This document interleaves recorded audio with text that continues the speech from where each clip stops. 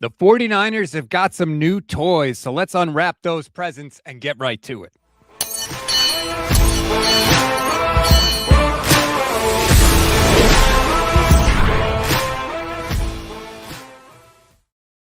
What is good, everybody? Welcome to another Gold Standard podcast. I'm Rob Stats Guerrera. That man is Johnny Dell from the Johnny Dell Football Academy. This is the demonetization station where we dive into the film and the NFL takes all of our money.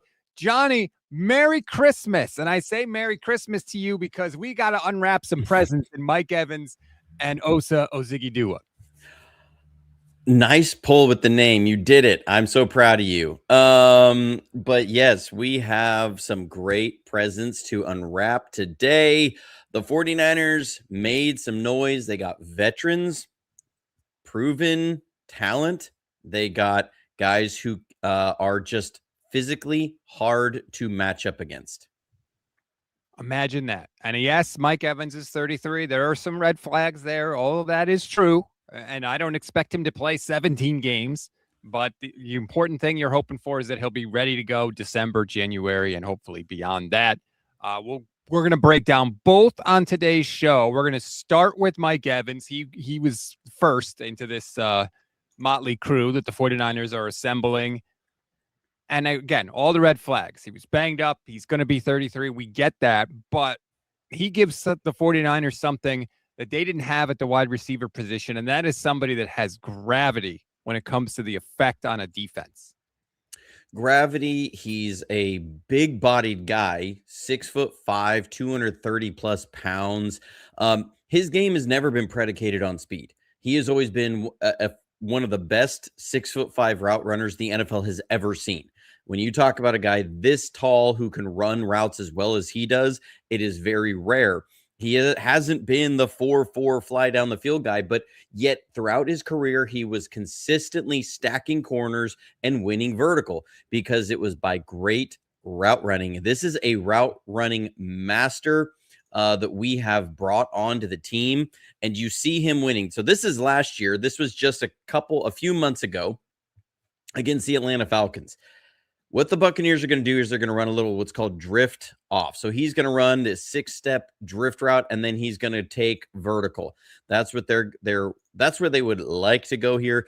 The protection breaks down, and he has to dump it off. But if you look, Baker, he was thinking about throwing it there, but watch this on this move and this vertical by Evvans. He's gone. He beat that corner. The guy jumps so hard inside, safety's flat-footed. If Baker had the opportunity to go there, it's there. We haven't had a guy that can run that smooth in and out of their breaks, get vertical as he does. He's just a big-bodied guy. So when we talk about an X receiver, what are we talking about? Because this has been a conversation. You're talking about the split end, okay? So that is the guy on the line. So he is on the line of scrimmage, away from the tight end. So this is away from the tight end. So you are going to face a lot of press man. That is what split ends or X receivers get a lot of times. You can see on the other side, they are not pressed as high. Why? Because they're able to do these bunches and stacks. So it makes it harder for teams just to get up there and say, we're going to press everybody, because you can get picked really easily doing all that stuff. The split end doesn't get that sort of benefit. They're going to be on the line. They're going to face press man. And so he's going to run a little slant here against this press. He's so big and so long that even though this corner gets a pretty good jam, he's still open. He's still there. The jam creates separation for him. The corner gets pushed back more than he does. Baker's trying to get the ball in here. It gets batted down at the line of scrimmage, but the separation is there. I mean, he's going to catch that, and he's going to get 7-8 yards. How many times do we see Debo running these slants and he would get jammed at the line and the guy's all over him the whole way? He doesn't have that happen to him. This is just a benefit of that huge frame, that big body. We're going to see him here on a drift route. So they're going to run a little play action, run this drift route. Watch the way he's going to set this up, because the corner now has pressed him and he said, well, that didn't work real well. So now he's going to be up here and bump again. Again, pointing out you have your flanker with the tight end on this side, and you have Mike Evvans as your split end or X receiver. He's away from that tight end. He's He's in there, so he's facing the press.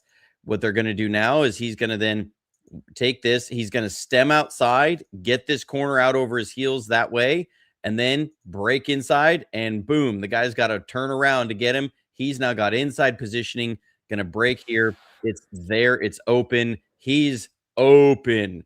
But this happens. Baker can't get the ball out, but it's a target that he is clearly open. We've seen Brock hit this where he's going to hit it right about here. Evvans would take this vertical, get some yards after catch. He's open all day long on that. That's what I love to see is this guy sets his routes up. He gets open. This is not just, I'm going to power through somebody. I'm going to try and outrun somebody. Nuance in the route running that I absolutely love with him. And that gives you a little hope that, you know, that's still going to be there next year. Yeah, he's going to be 33 years old, but, you know, the hope is that he's still got a couple of years left that he can give to the 49ers. When you see stuff like that, it is encouraging. 100%, because these are things that age like a fine wine, right? They don't just disappear. And he has been, I don't know what the exact numbers on it. I saw, and we're going to look at most of them, so many flags that he drew, not were thrown on him, but drew from defensive backs, which are as good as catches. When you get an illegal contact and it's 5 yards and a first down, that's as good as a catch. When you get a pass interference, that's as good of a catch. He was giving these Atlanta Falcons corners fit. So here you're going to see it. When guys, they say, okay, well, he doesn't have a lot of speed. The corner's going to flat foot, and he's just going to keep running through. And he says, oh, crap. And he's got to stop and grab. And out comes the hanky. You're going to see it right here. The ref's loading up. He's going to fling it in. There it is. Great arm on that ref. Let's go. Throws it out here.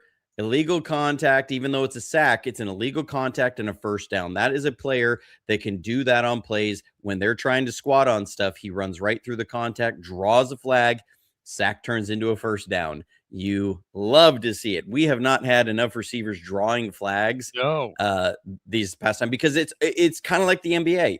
When you have a receiver who has a massive pedigree behind him, when there's that contact, they will get more benefit of the doubt. They just do. Mike Evans has been playing, and he's got 10,000 yard seasons, and he is going to get the benefit of the doubt on that. And then just, again, the silky smooth route running. He's going to run what's called a little Omaha route here. That'll come into play later. He's able to just get it and break and just smooth right outside, no slowing down. The quarterback can take it, snap it, boom, hits him in stride. That route's going to be there all day long for Mike Evans.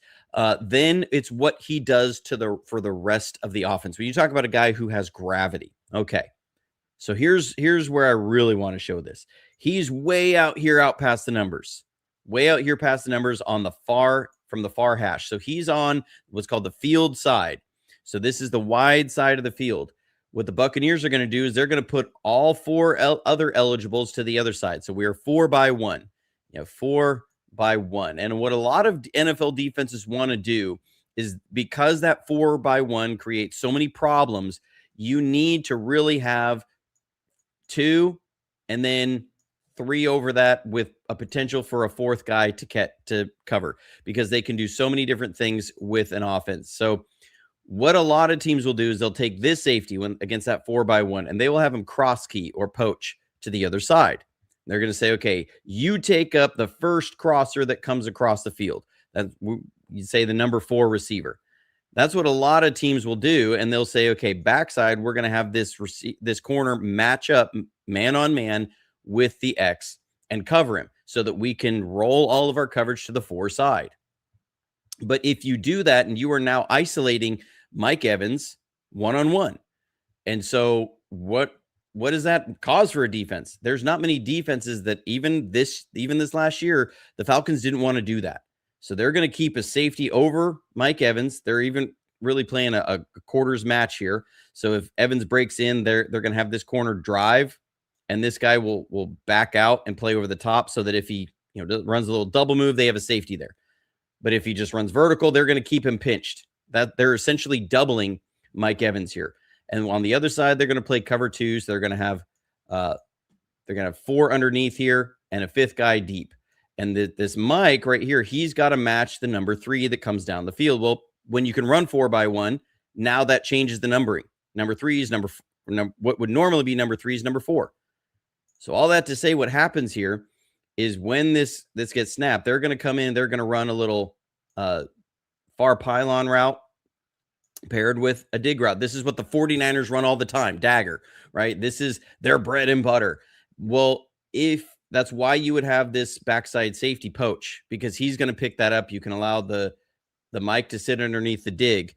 But because you have Mike Evans out here, this safety does not even peek to that 4-strong side. He's going to be keeping right down the outside of this hash. They're keeping clamped on him. So Evans is going to stem a little inside. You're going to see the corner make a little stutter step because he's expecting the safety to be over the top if he goes vertical. And there you see the stem inside. They're keeping 2 over here on Mike Evans. So what does that create on the backside? You're going to get a receiver running right through on this far pylon route and the dig. So the Mike's got to sit underneath the dig, and they're going to get this far pylon wide open right there because this safety has to respect Mr. Mike Evans over there. No teams want to single him up on the backside. And this ball gets in there, boom, right at the goal line. They ended up ruling it down short, but that is the gravity that Mike Evans creates as your X receiver. We run a lot of 4-strong. We didn't run it nearly as much since Brandon Ayuk has not been playing for the 49ers.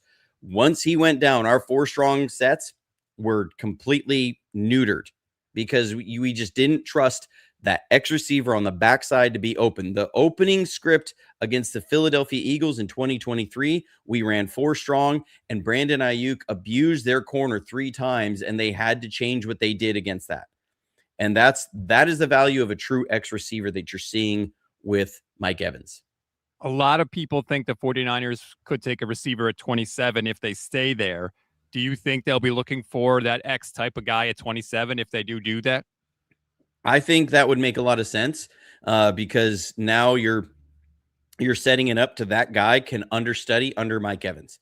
Mike Evans understands he's brought in not just to be a good talent. He's also brought in to be a mentor to a young wide receiver. And we talk about the 49ers being an old team. They're old everywhere but wide receiver. Yep. When you look at the rest of their wide receiver core, it's Ricky Pearsall, it's Jacob Cowing, it's Jordan Watkins. Those are the guys that they want Mike Evans to be the leader in the room for. Brandon Ayuk never fit the leadership role in that room. And they have been sorely missing a strong leader in that. We saw it with Juwan Jennings having this dust up with Kyle Shanahan on the sidelines. That is not what you expect from your leader in the room. You don't see George Kittle and Kyle Shanahan getting into it on the sideline, right? You need a leader in that room. It just goes back to, if we remember the color violation with Brandon Ayuk shorts. People will like say, well, coaches shouldn't make a big deal about that.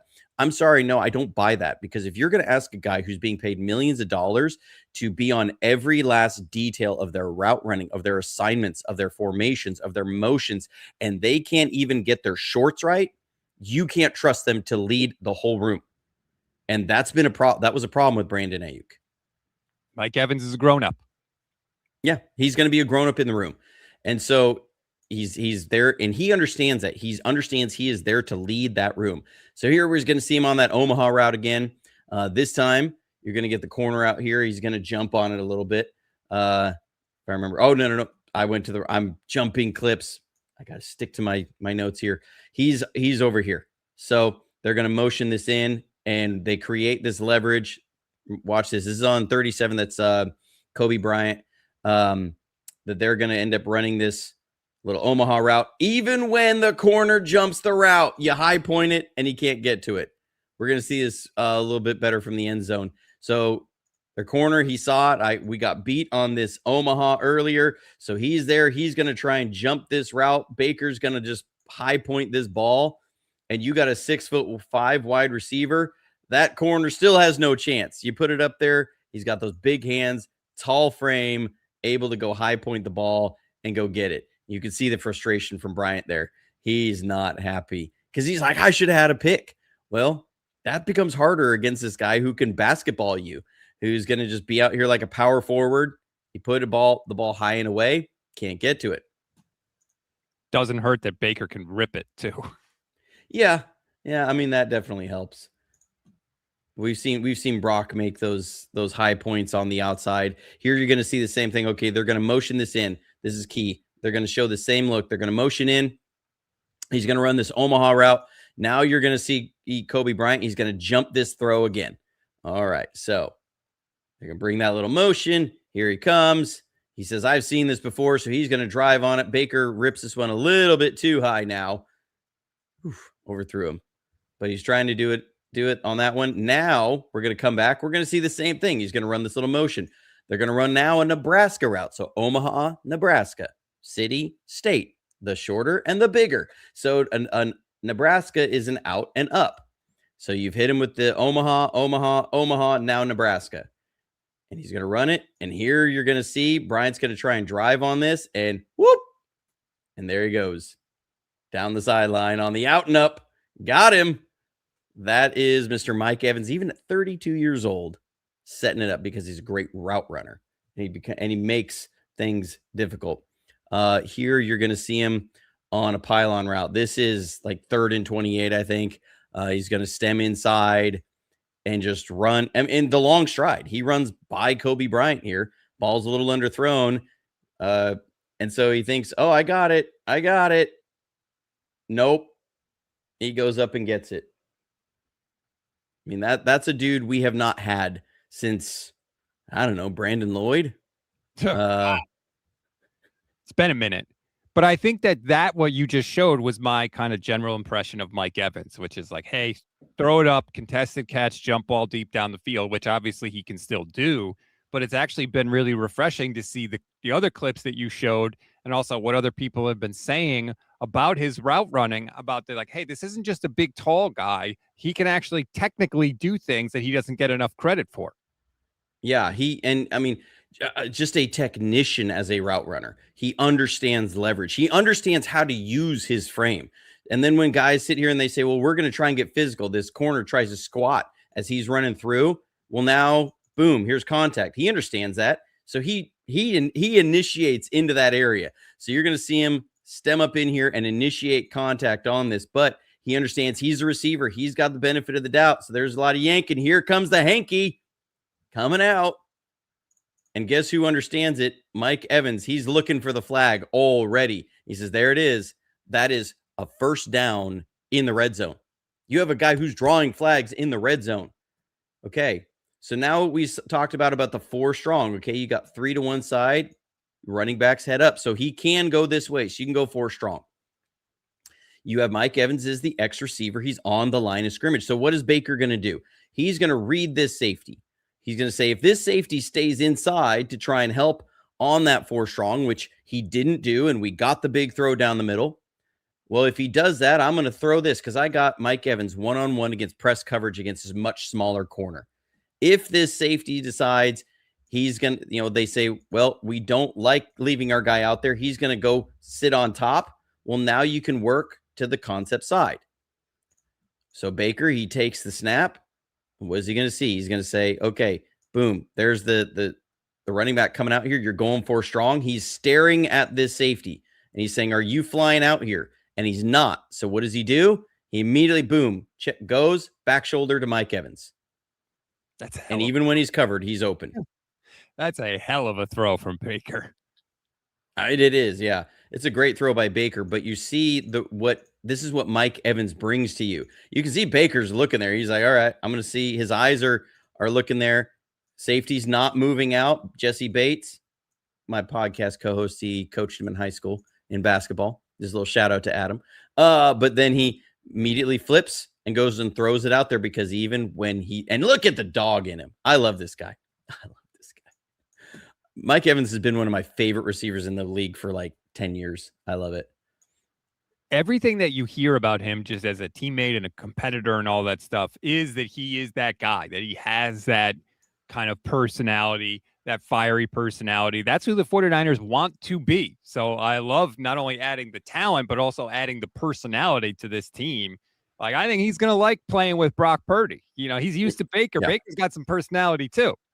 Yeah. And he's a very willing blocker. Like when they ran wide receiver screens, he was the blocker because he's got that big 6'5", 230-pound frame. Yep. They're gonna run behind that dude. And he was He was very willing to do it. So here we are, 4 strong again, 4 by 1. And what's Baker going to do? He's going to read the safety. If he flies out here, then I'm going to work the concept side. If he stays in and tries to poach backside, I'm going to put it up to my guy who's impressed man. If he's not impressed man, I guarantee you what they had is they had an alert on these to where if it's not press, he's going to run a little Omaha out here. So this is an Omaha. Kyle would call this Thunder. So it's Sky and Thunder is how he usually calls that. But Baker's taking the snap. And what's he doing? He's looking at the safety. Safety's flat-footed, looking inside. So he's going to say, I'm going out here. And the corner now is trying to press. He says, I'm not going to let you through. He works through the contact. And there comes the hanky again because they cannot handle his size and his ability to get vertical. And look at this. This is 2nd and long in the red zone. And you have a guy who can draw a PI when he's pressed on it, and you get 1st and goal from the 3-yard line. That is as good of a catch as anything because he's a guy that draws flags. He had a 4th penalty that he drew, a defensive holding that was declined because he ended up, they got a catch on the play. So they declined the penalty, but he drew he drew 4 defensive penalties in this game. We have not had a guy draw more than 2, I think, since Harbaugh. Like it's been a decade since we've seen that. It feels like here. He's open. They're going to run a little comeback with him. Baker needs to Brock Purdy this. He needs to layer this throw out here and get it to Mike Evans because he just absolutely gets himself open from this corner. But Baker tries to throw a 1 ball, isn't quite high enough, and he gets picked. But he's open, and that's a throw I think Brock can make. So there it is with one Mike Evans. I'm excited about this guy. The PI thing is real. It feels like the Niners have not had a wide receiver that does that. When he does that little swim move at the line of scrimmage, like that's going to get the officials' attention immediately. And then he's going to look and say, oh, what the hell? And then he's going to throw the flag, and we'll just take the damn penalty yardage. Absolutely. God, especially sometimes when your offense, struggling a little bit, you draw that flag, it gives you a 1st down, you could reset. It's a huge thing. And like you said, the 49ers haven't had it. I get all the caveats. It's certainly not a guarantee, but man, I think if he is on the field, it is going to unlock a lot of things for this offense, not to mention the fact that it lets Ricky Pearsall play the Z, which is really, I think, the ideal spot for him. So he's going to look better as well. There'll be sort of a domino effect there on the offense. But all you've done is made me more excited, Johnny. Well, that's what I hope to bring. Because the question has been, well, he's going to be 33 in August. And I go, when I look at his tape, it's not predicated on being a twitchy, fast guy. He's not. That has never been his game. It's always been savvy route running, body positioning, fit the 6'5", 230-pound frame that is just difficult to match up against. You think back to T.O., that was what made T.O. really what was so hard to cover T.O. is that he was such a big frame guy. And yes, he had speed, but he was such a powerful frame. When teams would try and press man him, they couldn't do it. And so you have a guy, how many times have we seen in the Super Bowl? You get to the end of the Super Bowl and the Chiefs are coming up there, they're playing press man, and your guys are struggling beating that. And this is a guy I look at and I say, I don't know. He's been beating up corners in press man for over 10 years. Mm-hmm. Like this is the dude. Like this is a dude against that, and that's exciting for me because that has been a glaring weakness in this receiving core for years. Seattle, even last year in the playoffs, they would sit there and press our guys, bump our guys. They couldn't work through contact. They couldn't draw flags. It was a problem. Now you have a guy who is a problem for defenses. I'm 6'5", 230. And you think the answer to stop me is to try to get physical with me? Like, it's like that scene in the Batman movie. You think your boss is a man who spends his nights beating the criminals of Gotham with his bare hands, and your plan is to blackmail this person? Like, that's where they are with Mike Evans. So bring it on. We need more of that. Bring somebody else in that could do some of that also. Don't stop with Mike Evans, but it's an exciting move for me. It is exactly what this offense needed. I get it. Dobbs is younger, all that stuff. I understand it, but I still think this is a risk worth taking because I think his floor is like a supercharged Juwan Jennings, and the ceiling would be, 1,100 yards and 12 touchdowns. Yeah, I mean, if you think about it, that Juwan Jennings Mike Evans at 33 probably has the same 40 time or even maybe a little bit faster than Juwan Jennings. He's an inch taller. He's 20 pounds heavier, 15 pounds heavier. He's a better route runner. He's got more reliable hands. Yeah, like and Juwan Jennings had what 980 yards in 2024 in this offense when Brandon Ayuk was out, when Debo was barely playing. Yeah, give me that all day long. Completely agree with you. But that's only half the Christmas presents that we have to open on this show today, because the 49ers made another move yesterday, making a trade with the Dallas Cowboys, giving up a third-round pick for defensive tackle Osa Odighizuwa. The more I read up on him and the more I looked into what he did for the Cowboys, the more excited I got. This is a guy that can push the pocket, can affect and disrupt the passer. Don't just look at the sack totals, look at the entire picture.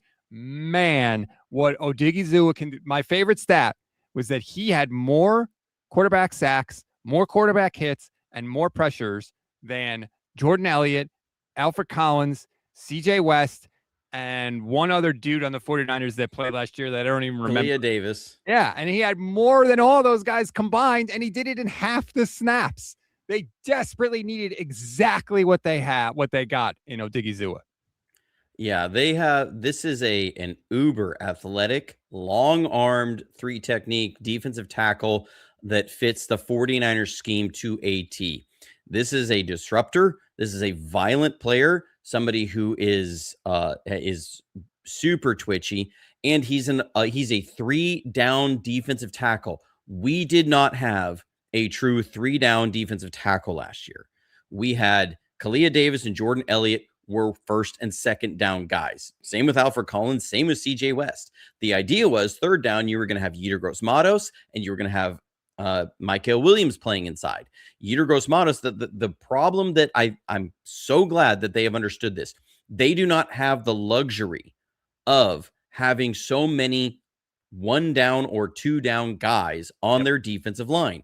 Bryce Huff was a 1-down guy. He was a third-down guy. Yetur Gross-Matos was a third-down guy. Jordan Elliott was a 2-down guy. Kalia Davis, 2-down guy. Alfred Collins, 2-down guy.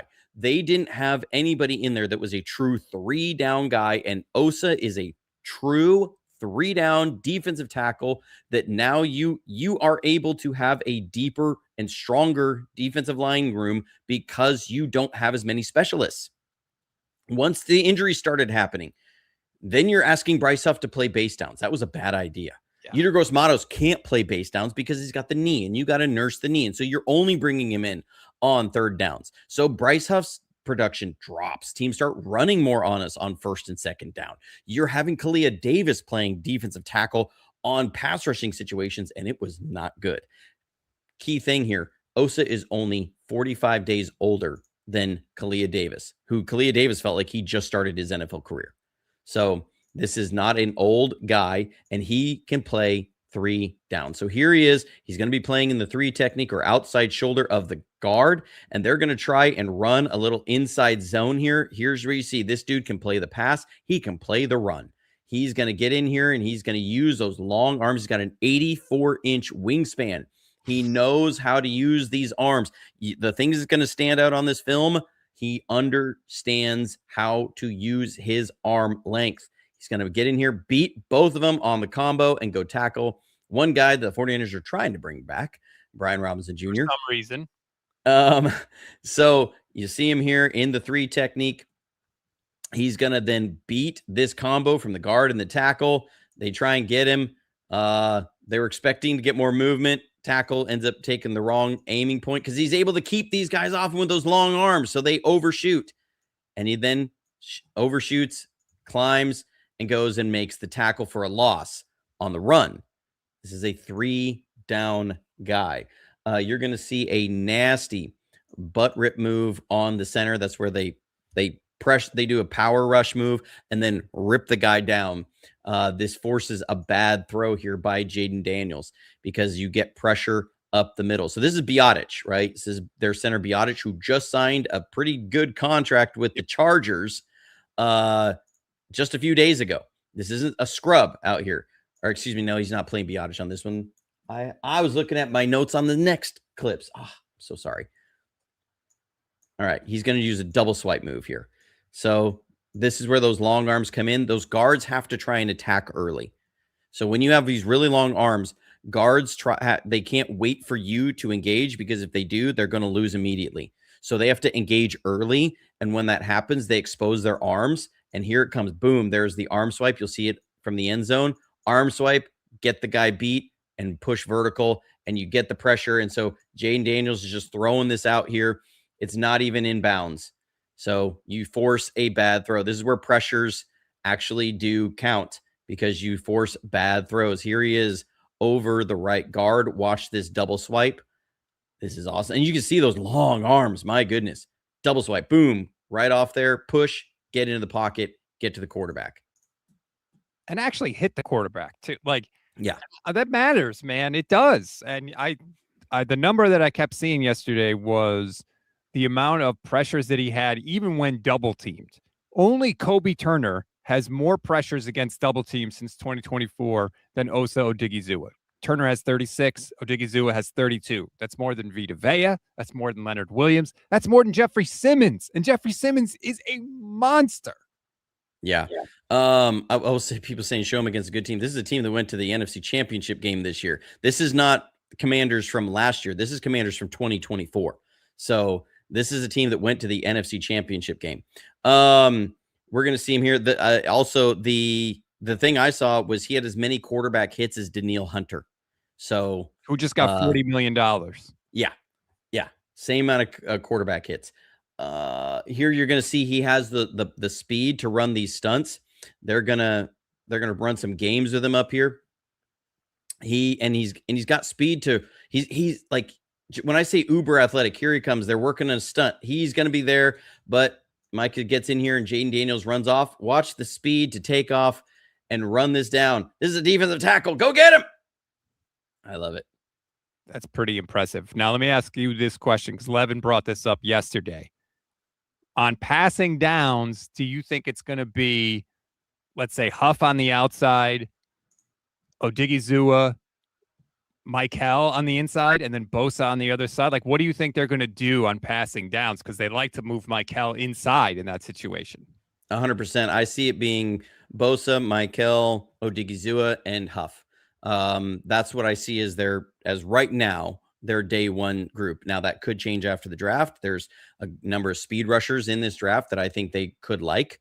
I think that's what they're planning for right now, is that you have those guys who can work in a rotation, and you also allow him to take some more breathers because you have CJ West there and Alfred Collins. Alfred Collins can play one technique. He can play three technique. He can play 4-eye. He can play 5. Like, he can give him some breathers. They can shift Alfred over, bring CJ in. This means Alfred's probably going to get more snaps next year than actually meaning less snaps. It means he's going to be a rotational guy at that, so they can bring him in. But Osa, he played like 80% of the snaps in this game against the Commanders. He is a 3-down defensive tackle. You're going to see, again, the long arms. You can really see it with the white turf tape he puts on that arm. This creates problems, again, on these games, because as you'll see, this guard has to attack early. You can see him already getting his arms out there, right? Because he's worried about this guy with really long arms. Look at the center. This is not the same. Like, you see the guard is already trying to attack because this dude has an 84-inch wingspan. When you do that, now you can establish that this guy has to engage. It allows the linebacker to come blow this up, and he can then turn it up inside and get pressure on your quarterback, where then Jaden Daniels sees this guy and he says, oh crap, this is the throw he's going to make. Like, that guy is not open, and he's going to launch this ball out here, and it nearly gets picked. We say, what does it mean when you can get pressures? Because you force quarterbacks into those kinds of throws that should be intercepted, because you're just making quarterbacks panic and get the ball out. So here he is working the game. Boom. I love that. This, very athletic defensive tackle. Here he is against the Panthers. Again, the double swipe move, the way he forces these guards to engage early, is you see it. They're going to get in here, try and engage. He's going to double swipe and boom, get inside. So let's slow this down. He's going to take on, I guess, the center, or yeah, it's guard sliding over. So he gets in there, boom, long arm, strip sack, changes this game. This was against the Panthers in 2024. Like, this changed the game because the game was 10-3 at this point, and it changed the game completely. He took over in this second half. We're going to see a bunch of clips in the next one that he's going to attack here. Here's that double swipe move, nasty double swipe, long arms, able to set this up. This is a guy to be really excited about. He's going to bring some pass rush juice right in there. Long arms to get that strip sack. I love it. They so missed that last season. They had nobody, especially on the interior, that could just force a quarterback to be uncomfortable at all. We all complained about the lack of interceptions. Well, when the quarterback is not uncomfortable, he's not going to put the ball in harm's way. And the way you get him to do that is by getting him off his spot, by making him move, by putting him under pressure. So they have to make throws maybe earlier than they want to make them, or just throws in general to get the ball out so they don't take a sack. And that's when the rest of your defense has the chance to make a play. 100%.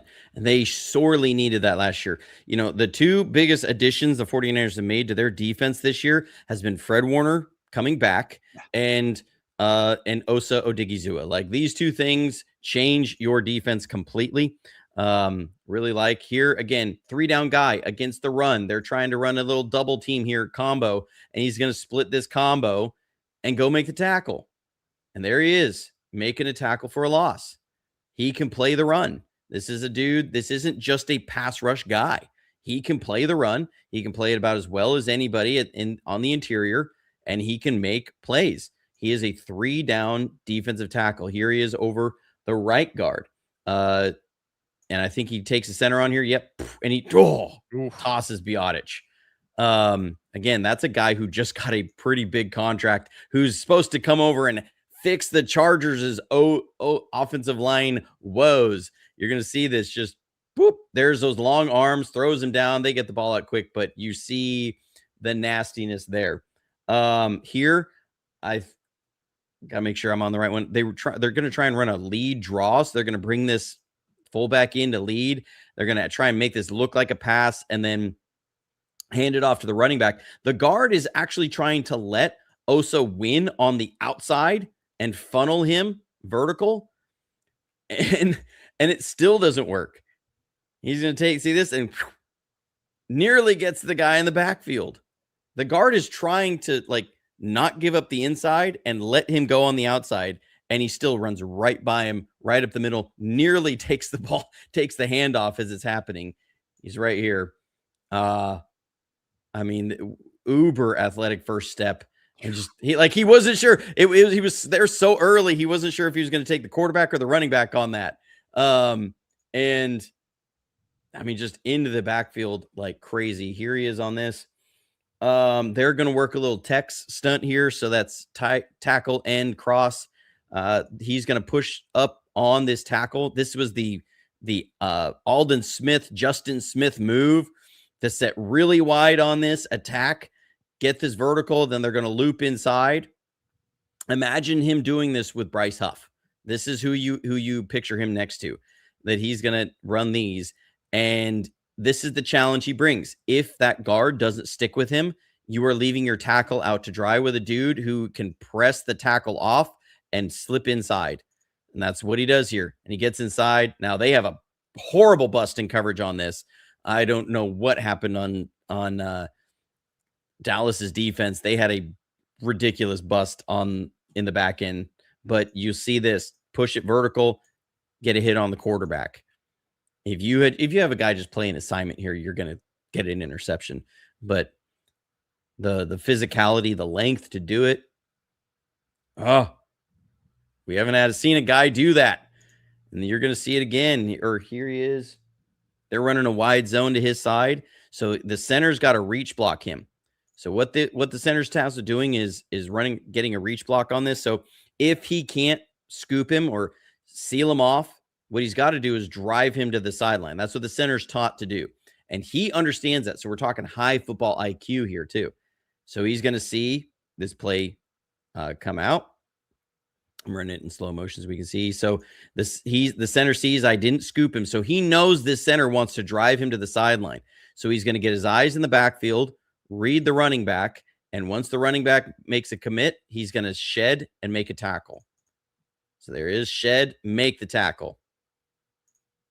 Love this. He rides the center out on the block. He understands what the center's trying to do to him, and he defeats this block. Love this. This is textbook one technique stuff, or just playing the wide zone. You can see there's the eyes in the backfield. He's reading this out. He's waiting for the running back to make this cut because he knows it's coming. He knows this center's trying to drive him to the sideline. He uses that length. Boom, disengage, toss the guy, go make the play. 3 down defensive tackle. And then here we're going to see him again working that text. So he's going to push up. They're going inside. And even though sometimes the offensive line knows it's coming, they can't stop it. Same thing. Pushes it. Boom. Gets up. Gets a sack. Oh, this makes me excited. It makes me think back to before the year last year when all the rookies were in camp. They were talking to Bosa, and he was talking about it's nice to have NFL bodies on the defensive line again this year.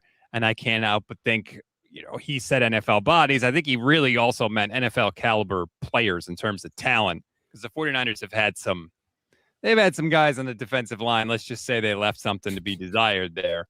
Now you add this guy, a real threat at defensive tackle, a 3-down player, like you said, to make Nick Bosa's life a little bit easier on that defensive line. And now you've got a complementary defense where the parts of your defense are working to make each other better, which I feel like they didn't have last year, partly because of the personnel, partly because of the injuries. But they have it, hopefully, this season. 100%.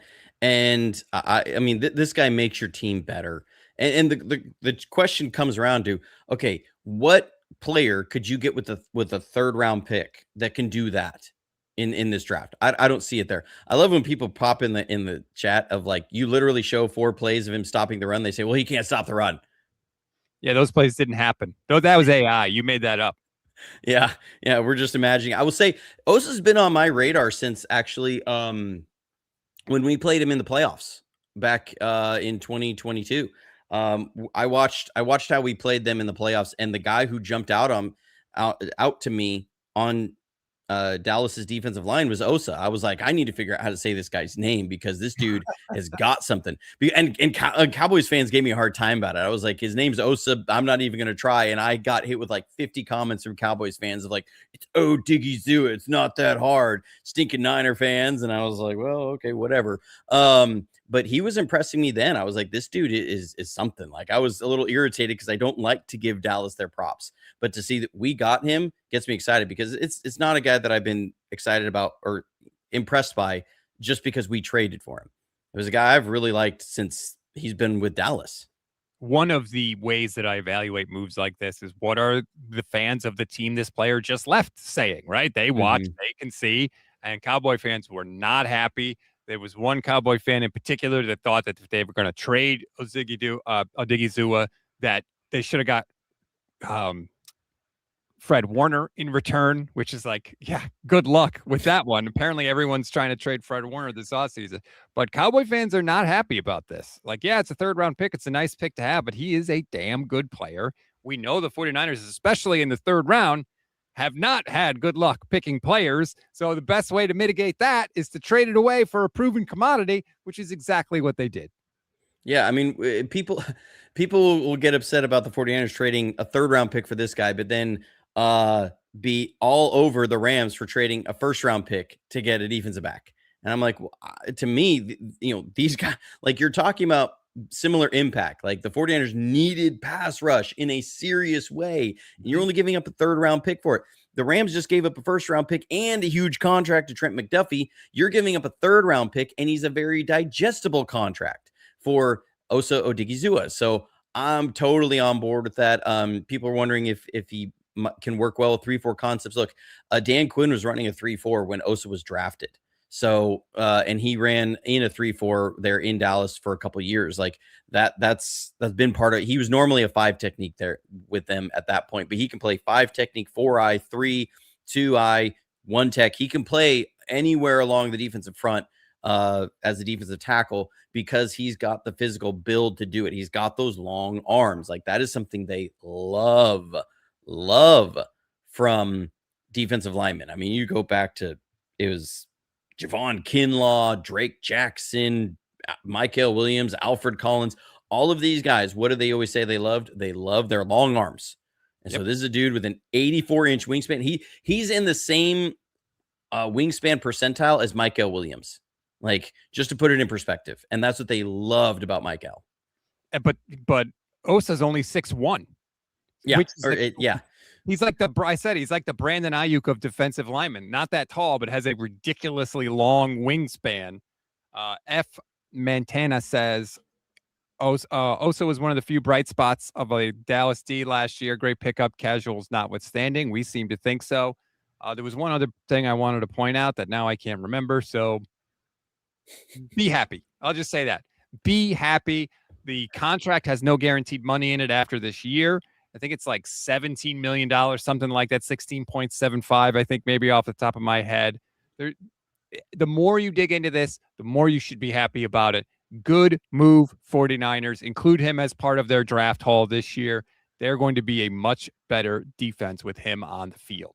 If you want to be a much better fan, make sure you check out the Johnny Dale Football Academy on YouTube. There is a ton of film breakdown. Johnny has been in the lab trying to pull all the Mike Evans stuff, and then we get news of this trade, and I get a text on my phone like, oh, I know what I have to do now. And that was the Osa Odighizuwa film. So thank you so much for that as well, Johnny. Enjoy the rest of your Thursday, everybody. We'll talk next week.